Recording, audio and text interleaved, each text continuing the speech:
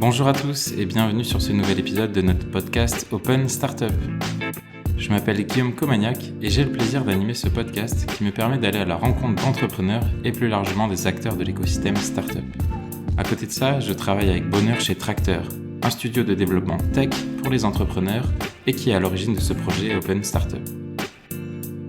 Aujourd'hui, j'accueille Ksenia Gavrilenko, cofondatrice de la startup Linksider.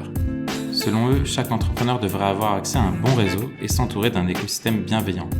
Tout simplement pour trouver les partenaires, les clients, les contacts pour que sa société se développe.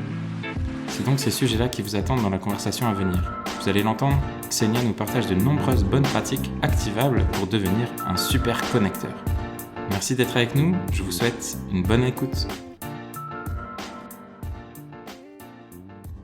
On est en compagnie de Ksenia. Je suis ravi de t'accueillir, Ksenia, sur ce podcast. Merci d'être présente. Bonjour Guillaume, je suis ravie d'être ici. Tu es la cofondatrice de Linksider, qui est une plateforme de matchmaking B2B. Donc tu vas nous raconter un petit peu ce qu'il y a derrière ce mot. Aujourd'hui, ensemble, on va aborder ces sujets de mise en relation, de réseau, de networking B2B, donc plutôt business to business, je rappelle. Mais avant qu'on plonge dans ce sujet, je serais ravi que tu te présentes et que tu te présentes à nos auditeurs.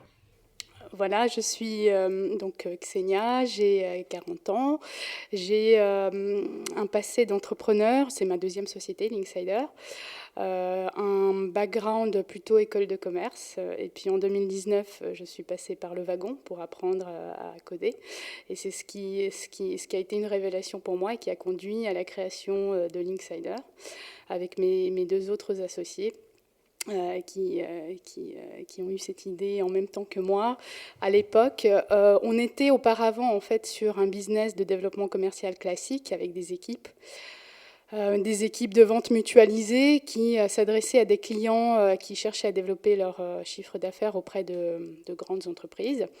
Et on avait des équipes qui étaient chargées d'appeler, de contacter par tous les moyens des prospects potentiels.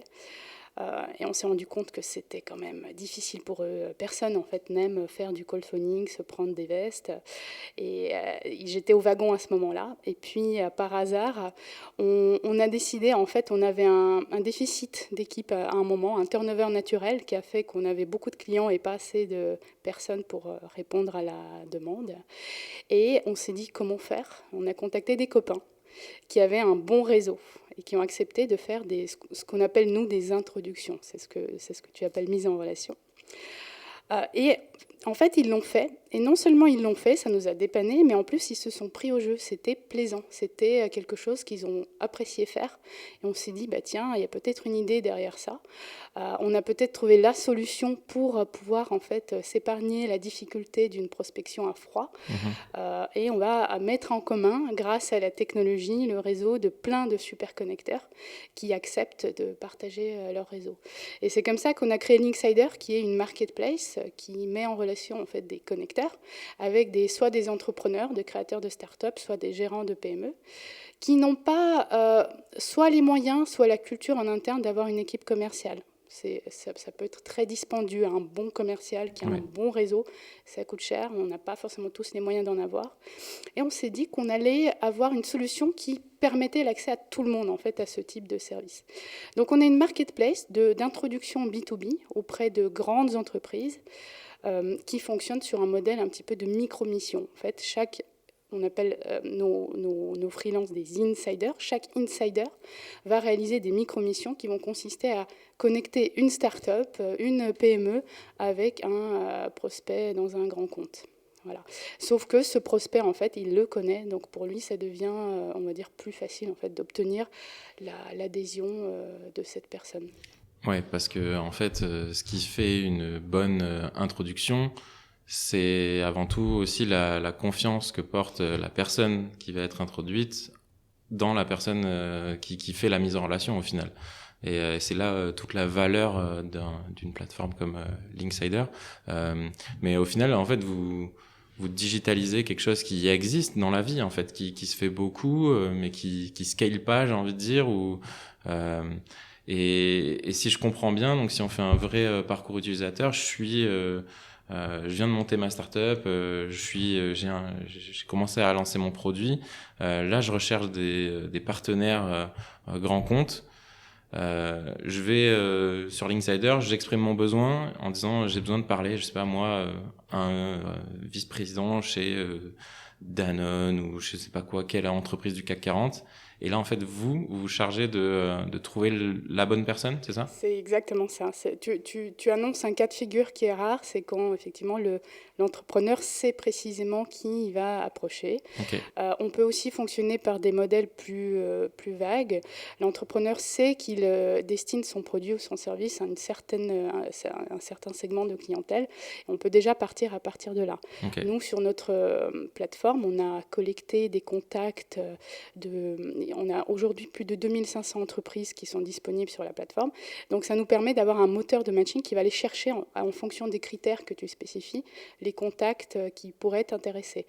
Par contre, si tu as en tête l'idée d'un contact très précis, comme tu dis, ou, admettons, moi je veux y rencontrer une directrice digitale de L'Oréal ou de SNCF, là aussi on est en mesure d'aller chercher ce type de contact.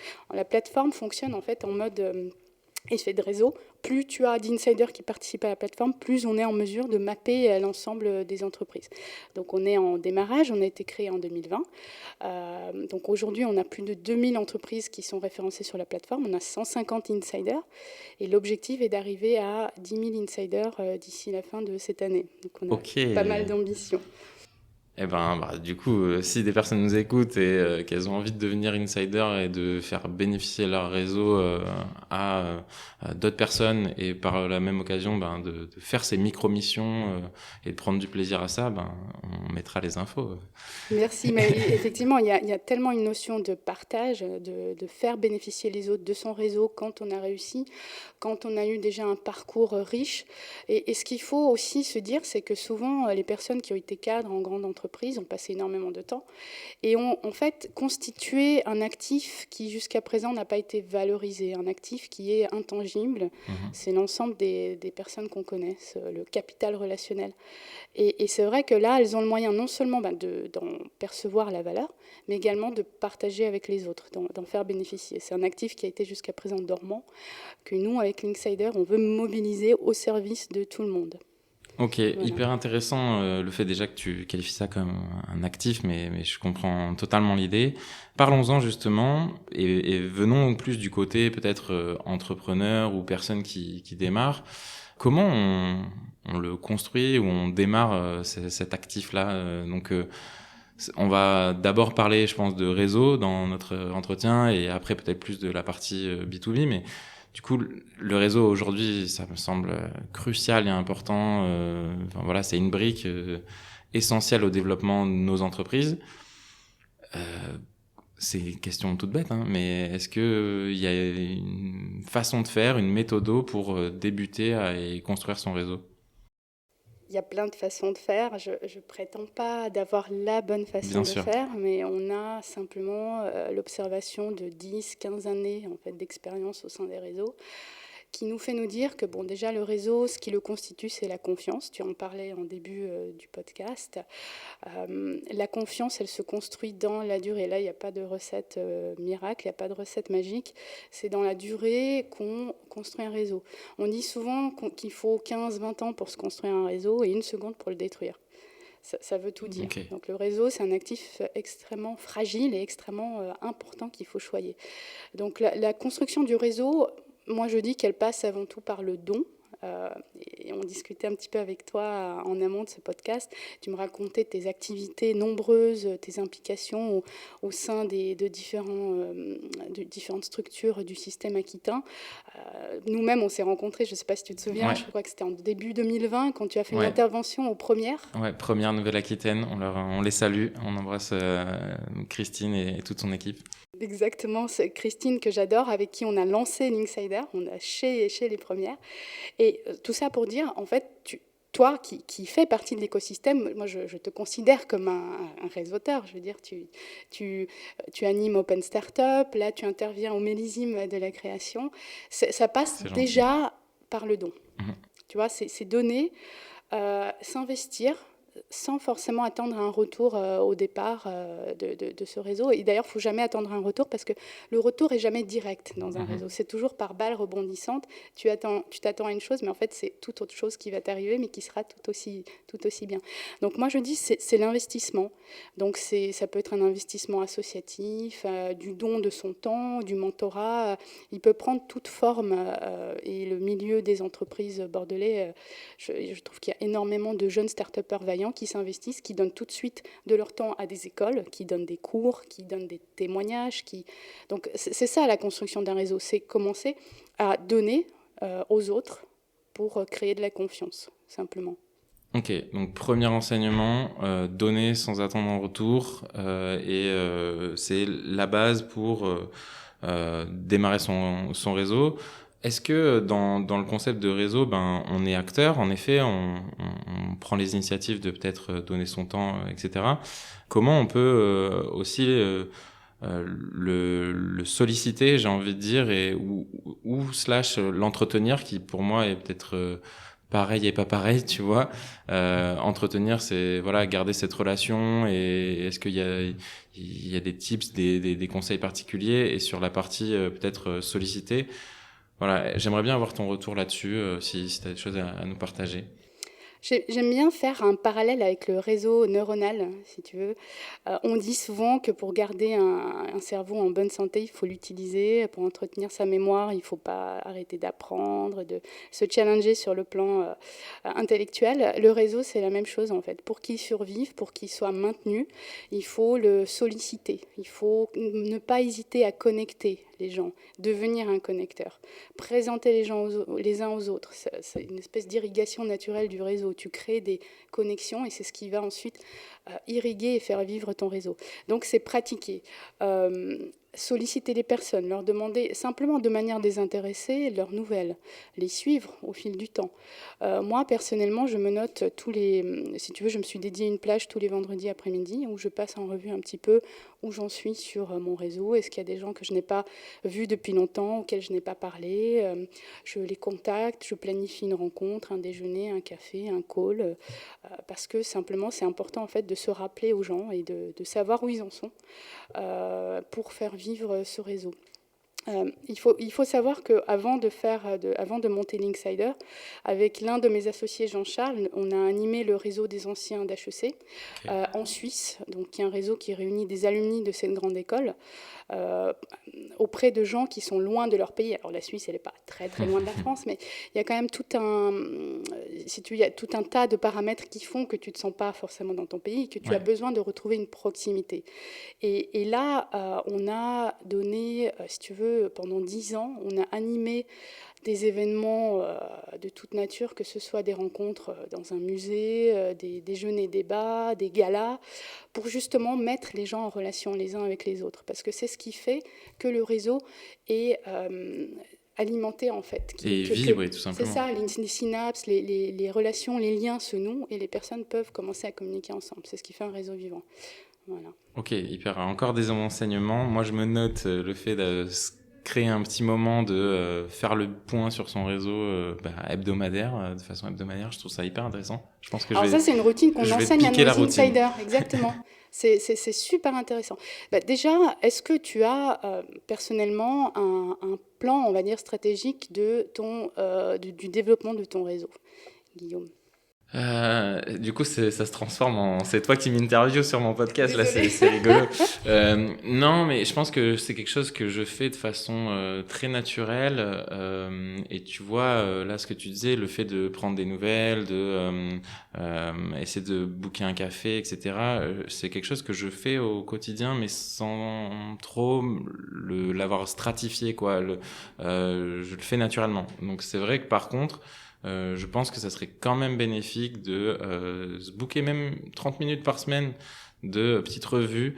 Je le fais parfois sur mon LinkedIn où tous les 6 mois ouais, c'est ça, je fais un grand ménage en fait, où je regarde les dernières personnes avec qui j'ai échangé et les personnes qui m'ont ajouté ou que j'ai ajouté, avec qui j'ai eu 0 interaction, soit pour vraiment les contacter parce qu'il y avait quelque chose, ou soit tout simplement désolé de le dire, mais les supprimer parce qu'en fait, je préfère avoir moins de personnes sur mon réseau LinkedIn, mais avoir beaucoup plus de gens avec qui j'ai des interactions et des qualités de réseautage possible, quoi. En tout cas, voilà. Mais tu as vraiment raison. LinkedIn est un miroir aux alouettes. On a l'impression d'avoir un réseau vaste, mais il faut aussi faire le lien avec ce qui se passe dans la vie, dans la vraie vie, et voir finalement qui a été en relation avec toi ces derniers temps et qui est juste un simple abonné finalement qui va te suivre de loin. Mais bon, ceci dit, c'est important aussi d'avoir des abonnés et des personnes qui nous suivent, Oui. mais c'est pas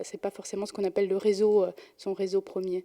Exact. Et du coup, je renote l'autre chose parce que en enseignement, c'est le fait d'être un connecteur. Donc, essayer de rassembler des gens qui se connaissent pas, qui font quand même partie de notre réseau, parce que ça crée de la richesse au final et ça peut potentiellement aussi faire de la magie à côté. Et donc, ces personnes-là pourront nous en être reconnaissantes et exprimer leur gratitude et potentiellement aussi nous renvoyer la balle. Comme tu disais, c'est des balles qui rebondissent dans tous les sens. Oui. Donc ça, c'est top. Ah. Même si on n'attend pas quelque chose en retour. Exact. Et souvent, en fait, quand on est jeune, on a du mal à le faire. On se dit, si je les connecte, ils vont faire des choses derrière mon dos, je ne serai pas... Tu vois, non, mais je veux dire, c'est naturel. Il y a des gens qui ont tendance à vouloir tout contrôler. Ouais. Non, il faut lâcher le contrôle. Au contraire, c'est bénéfique de connecter les gens parce que tout ce que tu donnes te revient aussi, quelque part. Donc, il ne faut pas hésiter à le faire. C'est un bon réflexe. Et justement, tu parles des jeunes quand on a préparé un petit peu, quand on s'est appelé avant l'enregistrement, tu m'as fait part de quelque chose sur le concept de réseau étendu. Et j'aimerais bien que tu nous en parles parce qu'en fait, il y a une croyance qui dit que quand on est jeune, on n'a pas de réseau. Et en fait, tu m'as fait voler cette croyance en éclats. Oui, en effet. Alors, c'est une théorie qu'on aime bien, en fait, qu'on aime bien présenter parce qu'elle interpelle et les gens la trouvent contre-intuitive. En fait, cette théorie, je l'ai découverte dans le livre de Marissa King, The Network, The Social Network, où elle dit que finalement, c'est à 25 ans qu'on a le réseau le plus étendu. Si on considère le réseau comme quelque chose qui bouge, qui vit, qui a une croissance, une évolution, qui décroît, c'est à 25 ans que notre réseau est le plus étendu en nombre de contacts. Pourquoi ? Parce que finalement, c'est là où on a le plus de temps. Donc, on est souvent étudiant, on a passé notre période de temps entre 18 et 23, 24, 25 ans à étudier. On a pu se faire plein de contacts au sein du campus. Là, encore une fois, c'est un endroit qui permet de réseauter. Et c'est aussi, elle prend une métrique, c'est si tu analyses en fait le nombre de personnes avec lesquelles tu as interagi durant les 30 derniers jours. Tu vois. Si tu prends quelqu'un qui a 40 ans, 45 ans, qui est accaparé par déjà par son travail, par ses obligations familiales, par ses obligations associatives, il va avoir interagi avec moins de personnes, c'est statistique, ça ne s'applique pas à tout le monde, qu'un jeune de 25 ans qui aura une vie sociale énorme, avec des fêtes, des occasions de sortie, des occasions d'études, un nouveau travail avec des nouveaux collègues. Voilà, donc un jeune, en fait, il a un réseau le plus étendu. Ensuite, il appartient de le maintenir. Et c'est là où le bas blesse souvent. Ce qu'on fait, c'est qu'on est accaparé par la carrière. Alors, pas quand on est start-upper, parce qu'on a une vie différente. En fait, on est obligé de réseauter sans cesse. On est obligé de trouver des partenaires, des clients, des collaborateurs, d'utiliser notre écosystème, de faire appel à notre écosystème. Mais quand on est cadre, on est complètement pris par un tempo qui nous laisse très peu de temps en fait, pour le réseautage. Et donc on a tendance à le laisser tomber. On a des enfants, on arrive à 35-45 ans et on se rend compte que finalement on n'a plus sollicité son réseau et qu'il s'est atrophié. Donc nous, chez Linksider, c'est ce qu'on fait aussi, c'est qu'on aide nos insiders donc, qui nous rejoignent, qui ont en moyenne, alors on a des deux, on a à la fois des très jeunes qui sont conscients de l'importance du réseau, qui ont entre 25 et 28 ans, qui travaillent souvent dans des cabinets d'investissement d'ailleurs. Donc ils sont amenés à rencontrer énormément de monde de par leur fonction. Mais on a également beaucoup de gens qui ont entre 45 et 55, qui ont fait toute une carrière dans des grands groupes et qui ont besoin aussi de ressolliciter leur réseau parce qu'ils l'ont plus assez sollicité. Ok, donc en fait, tout ce qui est de l'ordre de dire je suis jeune, donc c'est compliqué pour moi, j'ai pas de réseau. Moi, j'ai envie de faire le parallèle justement avec un entrepreneur, start-up ou pas start-up, mais au début qui a une idée. Parfois, certains veulent pas parler de leur idée, mais en fait, la richesse, elle se crée au moment où ils parlent à tout le monde de leur idée, parce que tout le monde va pouvoir leur apporter des retours, potentiellement des contacts, des conseils. Et en fait, si vous êtes jeune et que vous nous écoutez, vous avez aussi dans votre réseau, donc l'école, les intervenants, tous les gens qui gravitent autour de vous, la famille, plein d'opportunités de réseauter et de potentiellement avoir des réponses à soit des questions que vous posez, contacter des entreprises. Donc moi je trouve que c'est hyper enthousiasmant en tout cas que tu nous aies partagé ça, parce que parfois quand on est jeune on a un peu ce syndrome aussi de l'imposteur, ou de dire ouais mais non mais je suis trop jeune, et de se mettre une barrière limitante, alors qu'en fait non, tout est possible, et grâce au réseau encore plus quoi. Mais tu as tellement raison, Guillaume. Il faut en fait sortir de sa zone de confort. C'est ça, j'appelle ça sortir de sa zone de confort. Tu as une idée en tête d'entreprise, identifie les personnes qui comptent dans le secteur et qui ont une activité qui a lien avec ton idée. Par exemple, tu vas les solliciter. Ça peut être des experts, ça peut être des entrepreneurs, ça peut être des mentors. Et simplement, n'hésite pas à les solliciter. Et en fait, les gens répondent souvent, plus souvent qu'on le pense, favorablement. Ouais. Il ne faut pas avoir peur d'aller de l'avant. Tu as interviewé il n'y a pas longtemps Manon Lousteau de Libu. Elle m'avait raconté la manière dont elle s'était lancée. Elle était encore étudiante. Elle a fait appel en fait à des professeurs qui étaient renommés, même pas dans son université. Elle a trouvé des pointures dans son domaine qu'elle a contactées. Elle leur a exposé son idée. Et ils ont tout fait pour l'aider et pour la coacher, la mentorer en fait dans son idée. Et on voit l'évolution de Libu aujourd'hui. C'est juste génial. Comme quoi, il ne faut vraiment pas hésiter. Carrément. Merci de faire la promotion de cet épisode avec Manon, qui en effet est très bien, et on parlait beaucoup d'entrepreneurs étudiants, donc pour tous ceux qui sont aussi dans cette situation et qui aimeraient lancer des idées alors qu'ils sont étudiants, allez écouter cet épisode. Sur la partie réseautage, et puis peut-être qu'après on parlera peut-être plus de la partie B2B. Il y a plusieurs temps de réseau, en fait. Il y a plusieurs façons de réseauter. Donc il y a son réseau propre qu'on peut activer. Ça peut être, tu l'as dit, faire des cafés, des calls, des visios, etc. Il y a aussi toute la partie événementielle, les événements meet-up, networking, salons, etc. C'est encore une expérience de réseautage qui, à mon sens, est différente. On est aussi plus face à la sérendipité ou à l'inconnu on va peut-être rencontrer des personnes qu'on n'attendait pas. Est-ce que tu as des choses à nous partager sur la partie plus événementielle? Ça peut être des petites techniques ou des choses à penser lorsqu'on va dans un événement et que son but, c'est de créer des nouvelles relations. Oui, avec grand plaisir. Il ne faut surtout pas hésiter à aller en événement. Je pense qu'on est jeune, on se freine un petit peu. Et il y a quelques petites techniques. J'appelle ça des petites techniques pour dépasser l'appréhension. Premièrement, quand tu vas à un événement, essaye d'arriver un petit peu en avance et salue l'organisateur de l'événement. Okay. En fait, l'organisateur de l'événement apprend à le connaître, présente-toi, dis pourquoi tu viens à l'événement et ce que tu en attends. Et au fil du temps, si tu arrives à nouer une relation avec l'organisateur, il va te servir de poisson pilote qui va à son tour te présenter à d'autres personnes. Ça, c'est une première astuce. Ensuite, en événement, tu sais, il y a la théorie, quand tu vois des petits groupes, tu peux toujours t'approcher d'un groupe, un groupe qui discute, personne ne va te chasser. En fait, on a l'impression qu'on va effectivement, syndrome de l'imposteur, on va vous dire « mais qu'est-ce que vous faites là ? Vous ne devriez pas être là ». Non, tu t'approches d'un groupe, tu attends calmement qu'ils aient leur discussion, tu vas voir qu'à un moment, quelqu'un va s'écarter un petit peu pour t'admettre dans le cercle, et tu vas bénéficier en fait d'un moment où tu pourras commencer à discuter avec ces gens. Et en fait, en très peu d'efforts, tu vas pouvoir dialoguer avec des gens que tu ne connais pas, que tu n'auras pas fait une introduction, tu vois, agressive, tu ne seras pas arrivé à eux en disant tiens, je me présente. Non, non, ça sera fluide, ça sera dans la fluidité. Donc ça, c'est une autre astuce. L'astuce suprême, et je pense que les bons réseauteurs la connaissent, c'est tu vises un endroit comme le buffet ou l'endroit où tu fumes. Pour ceux qui fument, parce que tu as toujours des gens qui... On ne vous encourage pas à fumer, pour autant. Alors non, pas du tout. Moi, je ne fume pas. Moi non plus. Ça ne m'empêche pas d'être des fois dans des endroits où finalement les gens font des pauses. Et en fait, en étant dans cet endroit-là, tu retrouves des gens qui sont seuls. Et quand on est seul, quand on n'est pas en groupe, on est toujours plus propice à entrer en contact avec quelqu'un d'autre. Le problème dans les événements, c'est quand tu arrives et que les groupes sont constitués. Tu vois, tu as un petit peu peur en fait, de franchir cette barrière des groupes.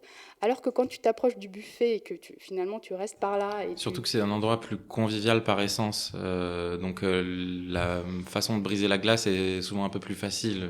Enfin, moi, je sais que j'utilise pas mal cette technique aussi. On peut, en allant se servir un verre, proposer un verre à quelqu'un qui est juste derrière ou faire passer le plateau de petits fours s'il y en a. Donc, ouais. Exactement.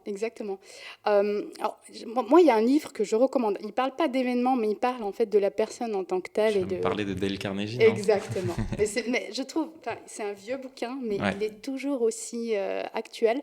Et c'est un des premiers livres en fait de self-development que moi j'ai lu dans ma vie. À l'époque, il y avait pas cette mode des livres de self-development. Et je l'ai lu quand j'avais 20 ans. Et donc, je le redis, c'est Dale Carnegie, Comment se faire des amis. Ouais, j'allais googler pour avoir le bon titre, mais c'est ça, c'est Comment se faire des amis, et en anglais How to win friends and influence people. Et ouais, publié la première fois en 1936, donc c'est dire si ces recettes, elles fonctionnent depuis des années et des années. Et en effet, c'est un livre, moi aussi, que j'adore, et je me suis toujours dit, c'est un des livres que je ferai lire à mes enfants lorsqu'ils commenceront à avoir une vie un peu sociale, à l'adolescence et tout. Je pense que c'est hyper utile. Le livre est génial parce qu'il t'apprend à te défocaliser de toi-même et à te focaliser sur les autres. Et c'est en se focalisant sur les autres et en s'intéressant sincèrement. Le livre insiste souvent en fait sur l'aspect sincère. Il faut s'intéresser sincèrement aux autres pour dépasser la barrière qui nous coupe des autres. Voilà.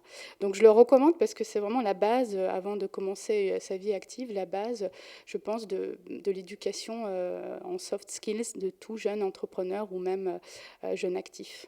Carrément. Merci là pour les petits conseils en événement sur la partie réseautage. J'en rajoute un en tout cas, je sais pas si c'en est un, mais pour moi c'est quelque chose qui me rassure et me conforte.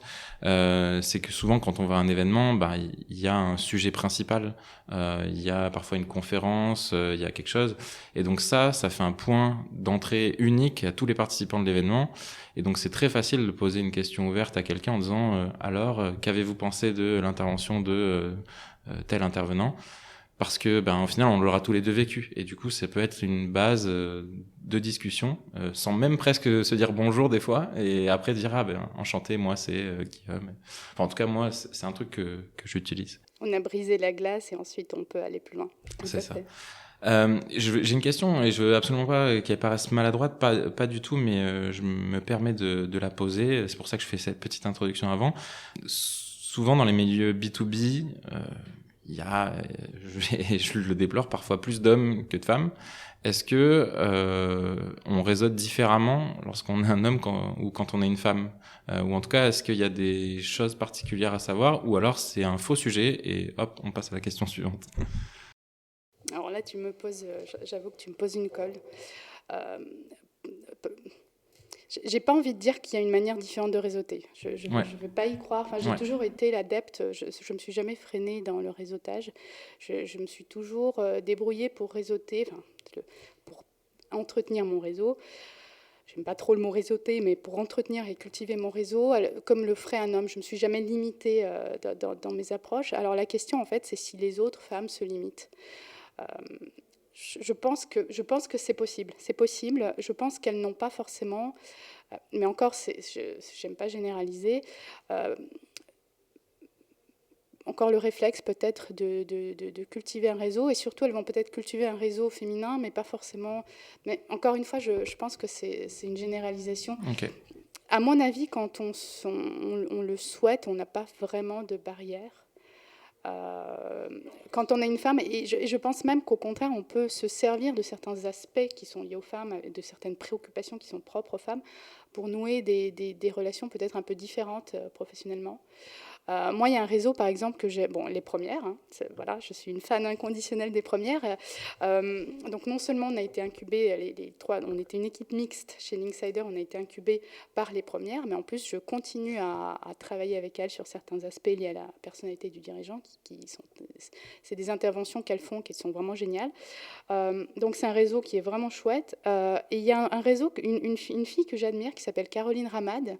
Tu as peut-être entendu parler d'elle, qui anime un réseau qui s'appelle 15 Tech, Ouais, qui sert à, enfin, dont l'objectif est d'encourager la mixité féminine dans la tech. Et je trouve ça juste génial. Donc je carrément. l'admire énormément. Donc je ne pense pas que les femmes soient moins équipées que les hommes, au contraire, mais elles ont peut-être moins l'habitude Ah non, c'était pas ma question Oui. du tout, parce que moi je pense que vous êtes mieux équipés que nous, que vous avez une intelligence émotionnelle qui est souvent supérieure parfois à quelque chose de plus brut chez les hommes, et surtout que c'est peut-être la société qui veut ça, mais chez les hommes, tout à l'heure tu parlais d'écoles de commerce, etc., il y a souvent cette culture de la compétition. Et je pense que C'est la brotherhood culture. ouais, voilà.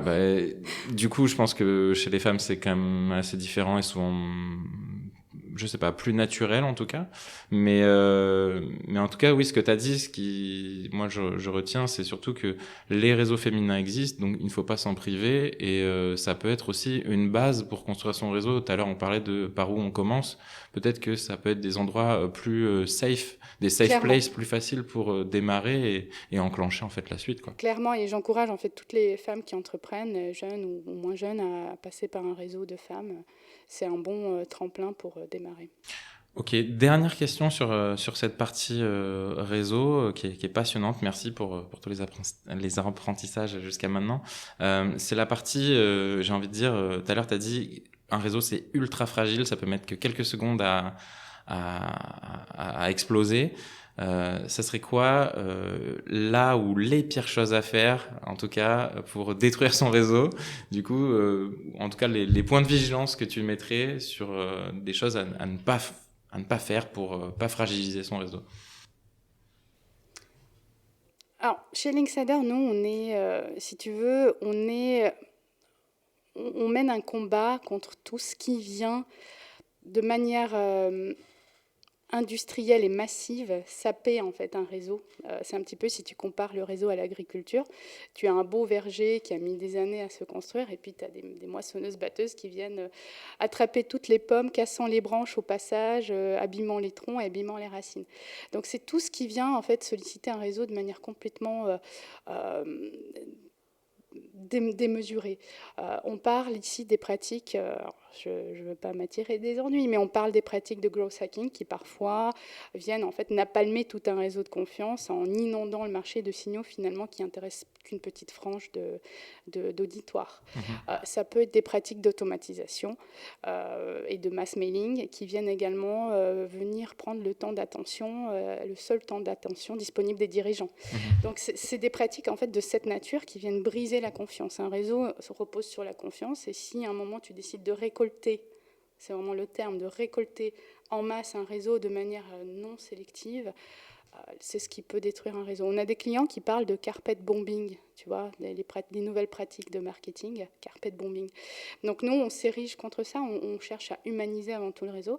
Donc certes, on s'appuie sur la technologie chez Linksider, parce que c'est cette technologie qui permet une mise en commun et un matching ultra précis en fonction des centres d'intérêt, mais derrière, l'introduction se fait d'homme à homme, ou de personne à personne. Ok, hyper intéressant. Donc même si ça répondait pas exactement à ma question, mais je comprends que ce soit... Tu veux savoir ce qu'il ne faut pas faire quand tu vois un décideur, c'est ouais, ça pour... mais je comprends que ça soit délicat de répondre, d'avoir une réponse générique à ça, parce que en fait, ça dépend tellement des situations, du niveau de relation aussi que tu as avec la personne. Mais après, c'est aussi beaucoup de bon sens et je pense que dans une relation même business, il y a beaucoup de choses qui peuvent être faites en parallèle à nos relations personnelles en fait. Si on n'a pas envie de se fâcher avec quelqu'un. C'est comme une interaction humaine. Tu vas voir quelqu'un et passe ton temps à lui parler de toi. Voilà. Ne lui pose aucune question sur lui, sur la personne. Ne le rappelle jamais et tu verras si derrière tu gardes une bonne relation avec cette personne. Ouais. Les mêmes principes s'appliquent au business, en fait. C'est toujours une étude de background approfondie avant de voir la personne, un intérêt sincère, voir comment tu peux aussi l'aider.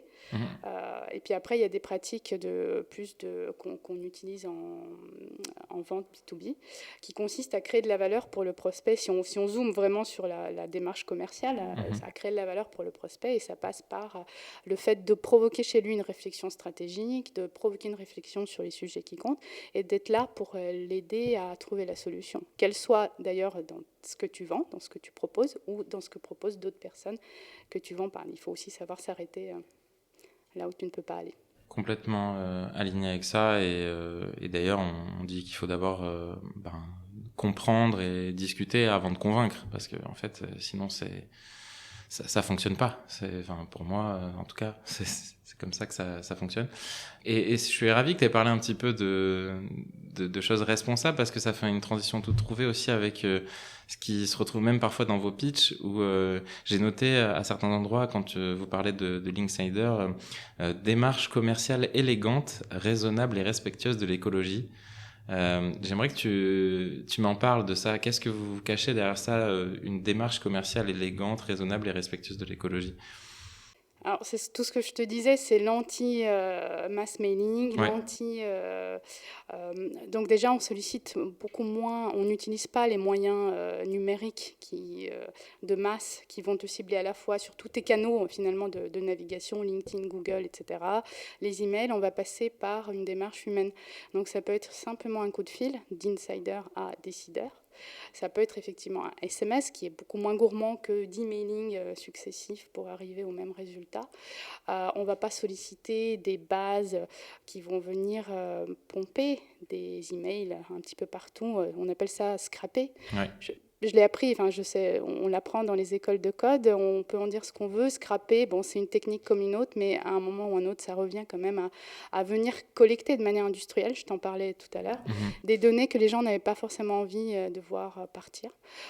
Donc c'est tout ça en fait, c'est le respect en fait du temps d'attention du décideur, du temps d'attention de l'insider et du temps d'attention de l'entrepreneur qui va faire appel à nos services.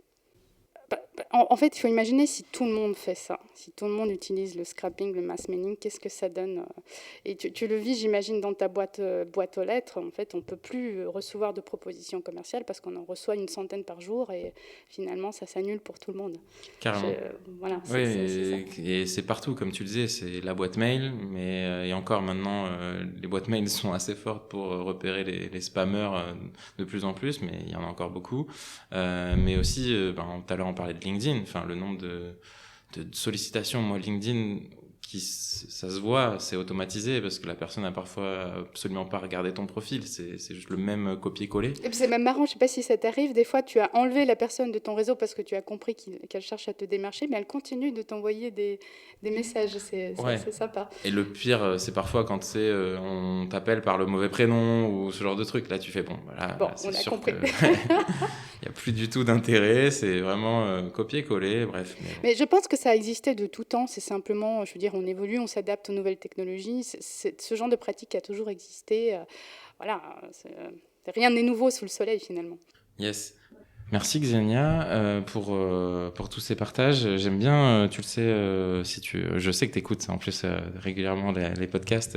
J'aime bien terminer par des choses qui sont plus personnelles, on va dire, plus liées à l'entrepreneur que j'ai en face de moi. Est-ce que tu peux nous partager qu'est-ce qui fait que ouais, tous les matins tu te lèves et que tu as envie de développer Linksider, de travailler sur ces sujets, d'avoir de l'impact sur la vie de centaines d'entrepreneurs qui vous rejoignent. Raconte-nous ça. Merci pour cette question très personnelle. Alors, moi, si tu veux, je suis arrivée au réseau, je pense déjà par mon ADN. Ma maman, ma mère, était quelqu'un sans être une personne avec une profession incroyable. Hein. Elle n'a pas fait de grands jobs dans sa vie. Elle a toujours été intéressée par aider les autres. Je l'ai toujours vue en train de connecter les gens pour des petits services, des menus services. Elle a toujours donné du temps. Elle a aidé, elle a dépanné. Et finalement, quand on est un enfant, c'est juste magnifique. On se sent tellement protégé parce que nos parents, enfin donc ma mère en l'occurrence, pouvaient tout obtenir, en fait. Si tu veux, C'était son super pouvoir. c'était son super pouvoir, alors qu'elle n'avait pas, comme je te dis, elle n'a jamais exercé une profession de cadre de sa vie, mais elle connaissait les gens de toutes les sphères qui l'appréciaient, qui avaient confiance en elle et qui venaient volontiers en aide en cas de besoin. Donc ça, c'était génial, grandir avec un modèle comme ça. Et aujourd'hui, ce qui fait que je me lève tous les matins, c'est que Linksider, donc déjà on le voit, connecte des gens. Donc déjà, ça perpétue cette habitude de connecter les gens avec eux. Et Linksider connecte des gens qui, à la base, n'étaient pas forcément faits pour se connecter ensemble, qui n'étaient pas faits pour se rencontrer, parce qu'ils ne partagent pas les mêmes codes, ils ne gravitent pas dans les mêmes milieux, ils ne sont pas au même endroit. On connecte souvent des gens en région avec des gens en Paris, vice-versa, ou même que des gens en région entre eux, ou des gens à l'étranger. Donc c'est un plaisir énorme de voir que Linksider, par la force de la technologie couplée à la qualité des personnes qui composent cette marketplace, permet justement d'opérer permet de faire naître des liens, tout simplement. On fait naître des liens. Donc c'est ça qui me fait me lever le matin. Et en plus, on organise énormément d'événements, à la fois distanciels et physiques, avec nos insiders. Toutes les semaines, on anime 2 sessions hebdomadaires qu'on appelle les Linksider Coffee. Et tu peux pas imaginer en fait le plaisir qu'ils ont. Alors au début ils ont de l'appréhension, mais comment je vais contacter des gens que je n'ai pas recontactés depuis 10 ans. Et en fait ils nous remercient, ils nous disent mais merci parce que grâce à vous, j'ai renoué avec un vieux copain, je n'osais pas le contacter, j'avais aucune raison de le contacter parce que ça faisait des années qu'on ne l'avait pas vu. Et en présentant un entrepreneur, en ayant un sujet à lui proposer, ça m'a permis de renouer le contact avec lui. Et ça donne la banane, clairement. Génial. Bah ouais, donc on pourrait même inviter et lancer le défi à toutes les personnes qui nous écoutent de prendre contact avec quelqu'un à qui ils n'ont pas parlé depuis 3, 4, 5, 6 ans, 10 ans s'il le faut. Allez, on fait ça, c'est une bonne idée. Moi je m'y engage, je vais essayer de trouver, je pense à des vieux copains de handball à qui j'ai pas parlé depuis très longtemps, je vais certainement le faire, on verra ce que ça donne, je te tiendrai au courant en tout cas. Une question en lien avec toute la thématique d'aujourd'hui. Est-ce que tu as souvenir d'une mise en relation particulièrement réussie ou particulièrement ratée qui t'a marqué ?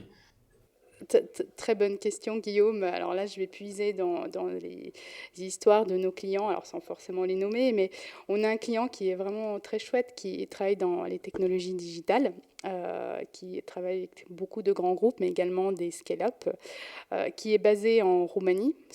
L'intégralité de son équipe est en Roumanie. Et depuis le confinement, il a pris l'habitude, et c'est une boîte qui a été rachetée par un grand acteur français, en fait, le leader du domaine. Et il a pris l'habitude depuis le confinement de travailler depuis une destination, on va dire, ensoleillée. Ok. Et en fait, le confinement a complètement brisé tous les codes. Et alors qu'on faisait des introductions pendant le confinement majoritairement en visio, si tu veux, il s'est retrouvé de passage à Paris, parce qu'il passe énormément de temps à Paris également en voyage. Et si tu veux, il s'est retrouvé chez un prospect, dans la maison d'un prospect. C'était la première fois qu'il lui parlait, mais de par l'introduction et en bénéficiant de ce qu'on appelle la transitivité d'influence de la personne qui l'a introduit au prospect, il s'est retrouvé chez le prospect en train de boire l'apéro dans son domicile, alors que c'était son premier contact avec cette personne. Et ça, je trouve juste fabuleux. En fait, on arrive à vraiment dépasser les conventions usuelles du business en bénéficiant de la force de recommandation de quelqu'un qui connaît déjà le décideur. Ouais, génial. Ouais, moi, j'ai bien envie d'aller boire l'apéro chez des prospects. Hein. Merci Xenia pour tous ces partages. Souvent je demande des livres de recommandations, mais on a déjà parlé de 2, The Social Network et Comment se faire des amis, donc je les mettrai aussi en description. Pour être plus précis, il me semble que c'est pas Social Network, je crois que j'ai dit une bêtise tout à l'heure. C'est Social Chemistry de Marisa King. Vraiment, je le recommande. C'est plein de petits insights sur en fait qu'est-ce qui fait un réseau, les typologies de réseauteurs. Ça donne aussi une méthodologie pour voir en fait quel type de réseauteur on est. avec des trucs tout simples, en fait. Tu vas calculer le nombre de Michel, par exemple, que tu as dans ton réseau, le nombre de personnes qui portent le même nom. Ok. Alors voilà, donc je recommande ce livre à plein de personnes. Ok, ça marche. Top, merci infiniment. Merci, Guillaume. Est-ce qu'il y a une dernière actualité côté Linksider qu'on peut faire, dont on peut faire le partage pour vous? Je sais pas, est-ce que vous allez recruter? Est-ce qu'il y a un événement particulier qui arrive? Avec plaisir. Alors, on sera dans 15 jours, le 15 mars, au salon de l'APEC, qui réunit les personnes, les cadres, en fait, intéressés Ok. par la recherche d'emploi. Donc, on sera au salon pour présenter Linksider à des profils de cadres qui seraient intéressés à rejoindre notre plateforme. Donc, ça, 15 mars à Bordeaux. Je n'ai pas encore le lieu. Et puis, notre actualité du moment, c'est la préparation d'une levée de fonds. Donc, on espère pouvoir, dans quelques semaines et quelques mois, vous annoncer une bonne nouvelle à ce sujet. Super, eh ben, on touche du bois actuellement à fond pour vous. Merci infiniment pour tous les partages. Je suis ravi d'avoir abordé ce sujet. Je suis sûr qu'il va être hyper activable parce qu'il y a plein de petits tips qu'on a donnés, de moments qu'on pourrait presque isoler pour en faire des mini podcasts. Donc je suis ravi. Merci beaucoup Xenia. Bonne continuation à Linksider, à toi. Et puis on se recroise dans le réseau, c'est sûr. Avec plaisir, merci Guillaume. Ravi d'avoir été avec toi aujourd'hui. À bientôt. Merci beaucoup pour votre écoute. J'espère que cet échange vous aura plu. Avant de partir, je souhaite vous inviter à quelques petites actions. Partagez sur vos réseaux l'épisode. Les discussions d'aujourd'hui pourront peut-être servir à quelqu'un demain. Envoyez-moi vos retours, ça m'encourage et aide à m'améliorer. Abonnez-vous pour ne pas louper les prochains. Enfin, si vous êtes sur Apple Podcast, mettez 5 étoiles. En plus de flatter mon ego, cela aide vraiment au développement de ce podcast. Prenez soin de vous et à très bientôt pour un prochain épisode.